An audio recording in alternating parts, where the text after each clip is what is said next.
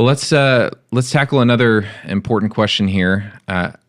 Let's talk about making wise decisions. We each, we find ourselves in different seasons of life, different decisions in front of us, whether it's buying a house, whether it's navigating a relationship, things in front of us that we have to decide on. We have to go one way or the other. We have to make a clear choice about, and how do we navigate those decisions? What's our rudder for making wise decisions when it comes to everyday life? Yeah. I mean, the question that every disciple of Jesus needs to ask isn't, should I do this or do that? But if I do this, or if I do, but by participating in this, who am I becoming? So not just what I do, but who am I becoming by participating in this? Yeah. Which gets into motive and why. So Colossians 3:7, whatever you do, it's almost like the Bible's like, hey, it doesn't really matter what you do. I mean, it matters, but you know what I mean? It's like, it doesn't matter what you do, but here's what really matters is why you do it. Whatever you do, do as unto the Lord. And so, we're meant to be those who glorify God. So Romans 1, it's like what is unrighteousness? It's like we knew God, but we suppressed the truth of God, which is we didn't worship, that we didn't glorify him. We didn't make him the most weighty thing in our lives. And so the purpose of our lives is to glorify who God is to make much of him.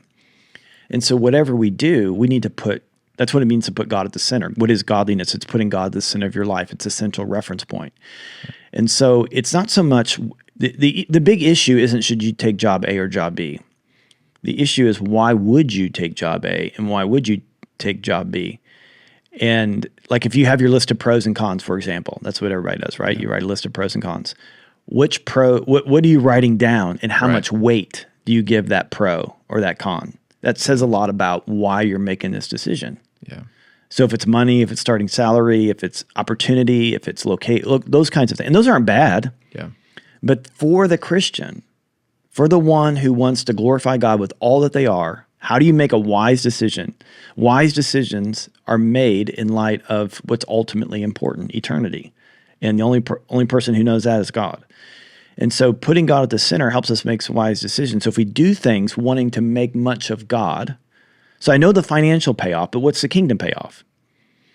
Yeah. I know I know the opportunity, but where is this going to take me as I lead myself, my family perhaps, deeper into our relationship with God, putting his kingdom first? How is this a vehicle for that?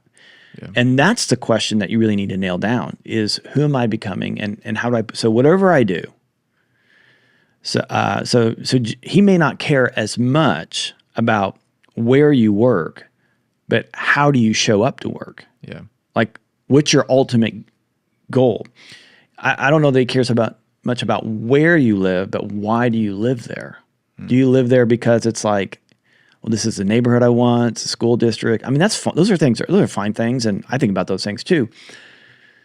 But the bigger thing is like, I'm a sent one. Like I'm sent I'm here on earth on purpose, for a purpose, and I need to be making it. And so I'm doing those for those reasons. And so one is, I think, to make a wise decision, the only way that you can make a wise decision is if you're putting God at the center of that decision. This is why I'm making this decision. He is the center of my life. He is the center of this. He's the center of my career. He's the center of everything. Yeah. And so I have to make this decision with him as the central reference point. Now, to add some detail into that, I think there's a lot in Proverbs that's important. So once you have, okay, God's what I'm after. Like he's my goal, he's my aim. Paul said in Philippians 3, like everything else is rubbish, trash. I'm going to put those things aside. I'm going to make Jesus my aim, knowing him and living out the call of my life. That's what's important to me, seeking his kingdom. Yep.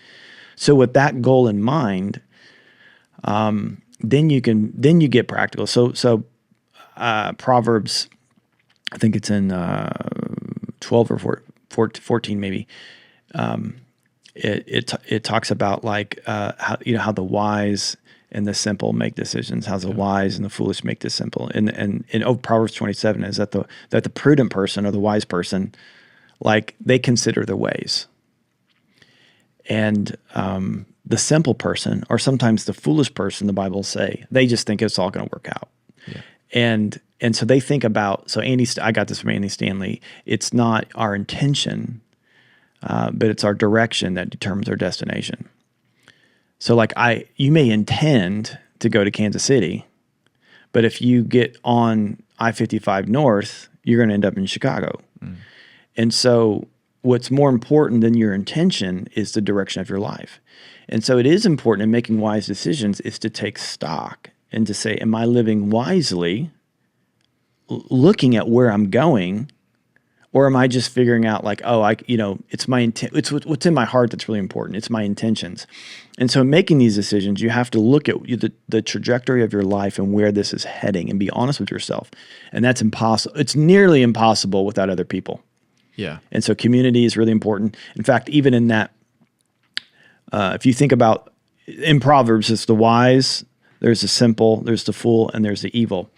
And we're one of those four. And sometimes, I can look at my life and think about where I've been one of those four. Yeah. I've been all those four at some point in my life. The wise person always does, what's best in light of what God wants for their life. The fool and the evil person's trying to lead you away. The fool is, he's a fool. And the simple will go in the right direction if they're rebuked. And so what you want to do, what I want to do, is that you need to make sure that you're around wise people. Yeah. And if you're a simple person and you're hanging around simple people, you're not going to make wise decisions. If you're a foolish person hanging around foolish people, you're going to make foolish decisions. If you're an evil person hanging around evil people, you're going to make evil. So you need to have people in your life, friendships in your life that are wise, that can help you make wise decisions. And so just kind of bring this full circle, God has to be the central reference point. Secondly, you need to pay attention. You need to be honest about the direction of your life and where am I going? And then thirdly, make sure that you get wise people around you. That's the only way you're really going to make wise decisions, if you hang around wise people. Yeah, that's so good. Hitting community again. If listeners were not aware, this is a high value for us at Jubilee Church. That's a high value in the book, man. That's right. And one of the things that you mentioned as you're talking, which sounds like you're basically framing out, what does it look like to seek first the kingdom and to live kingdom-minded lives, where we're prioritizing his mission and his agenda and his will beyond our own, and just what's best for me, and how's this going to benefit my life, and what's going to be the biggest, best payoff, that will benefit me personally. And I was thinking as you were talking of different frameworks that we sometimes tend to get pieces of that, but not the whole thing. So for instance, we sometimes live our life in a way that's okay, my will, my way, but for your glory. We try that. And I think there's a lot of that's good. Western Christians that put themselves in that category, but there's really claiming that it's, I'm about him, I'm about his glory, but really I'm just interested in my will and my ways, and there's no sense of surrender or obedience tied to those traits. But then there's also I think we can sometimes say, okay, well, your way or your will, but my ways for your glory, And so it's did you come up with this? There's a degree of surrender. I actually wrote it down this morning as I was And you came up with it. It's pretty impressive. Keep going. I was on a walk. I was taking my dog for a walk, and I was thinking about how hungry I was for missing one meal so far this week. It's going to be a long week. I know. And so, so that concept though of we piece it together, and there's a degree where all of us are in process, but I think there sometimes we live with pieces of the puzzle and not the whole thing. It's well, your will, but my ways, I'm going to do it my way, but I'll still say it's for your glory. I'm living for you, And obviously the picture that you're painting is you're saying your will, your way for your glory wholesale. We're not even in the equation at that point, and I wonder for us as believers, is that an accurate perspective to have, and essentially kind of removing yourself from the equation of a lot of these decisions? Or how do you navigate how much of yourself you put into the decision as you're thinking about where you live and what to buy and who to hang out with and all of that? I mean, it's a yieldedness. I mean, if you look at the banner over the life of Jesus, a fair thing to say is that he was yielded. Like he was yielded to, I only do what I see the Father doing. Yeah. Like it wasn't just like, hey, sometimes I do it, and it's like that's how he lived his life. He lived his life yielded. Sun up to sundown. That's it. And and even going back to the Proverbs, so that's an amazing way to say it. But going back to Proverbs, like the prudent person gives thought to their ways. Yeah. And Proverbs 3, the classic one, trust in the Lord with all your heart. And lean not. Don't prop yourself up with your own understanding. Acknowledge him. Acknowledge that he has a say in the matter. Yeah. Acknowledge him in all your ways, your financial ways, your marriage ways, your relationship ways, your career ways, and all your recreational ways. In all of your ways, acknowledge him. Like, again, making him the central reference point.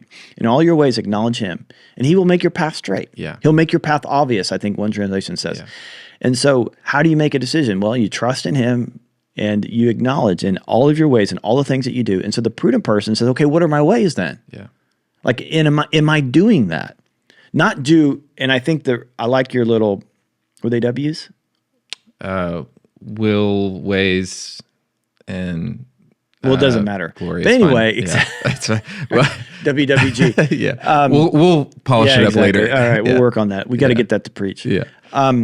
But so people, even that idea, like I'm going to give God glory, but I'm going to do it my way. Yeah. So your intention is to put language on it. Your intention is to glorify God, but your direction is to do you. Yes.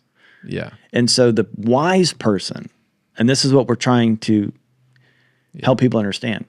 The wise person stops and thinks, what are my ways? Not just what are my intentions, yes, but like what direction am I walking in? Yeah. And so if you want to be a wise person stops and thinks about that. And like I said, it's a really hard thing to do, to have an honest opinion without the help of community. Yeah. Oh yeah. Yeah. Cause we try to marry those two, like, we think we can achieve God's will and plans, but simultaneously with ours. Yeah. And Scripture just, I think, flat out denies the possibility of that even happening. It's like, Matthew 16, Jesus talking about, those who, if you try to hold on to your life, you're going to lose it. But if you lose your life for my sake, then you'll find it.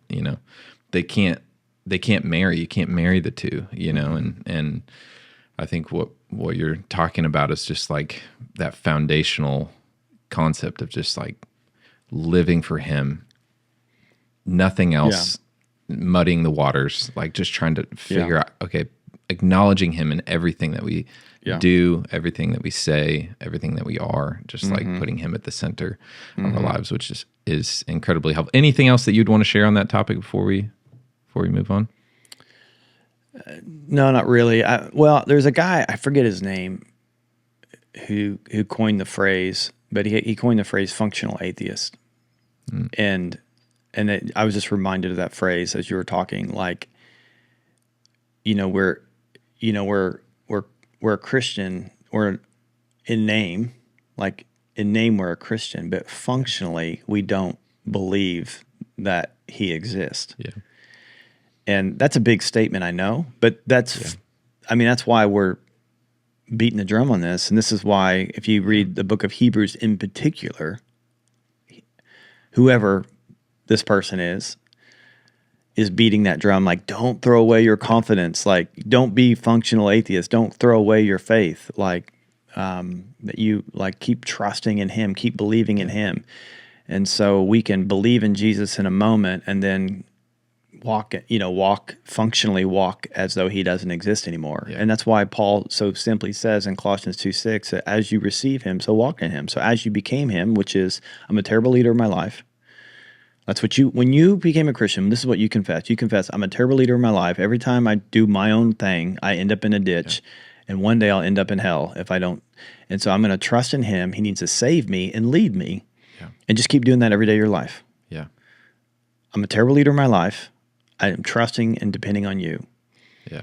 And so, anyway, don't be a functional atheist. Don't be a functional atheist. Yeah. Write that one down. Write that one down.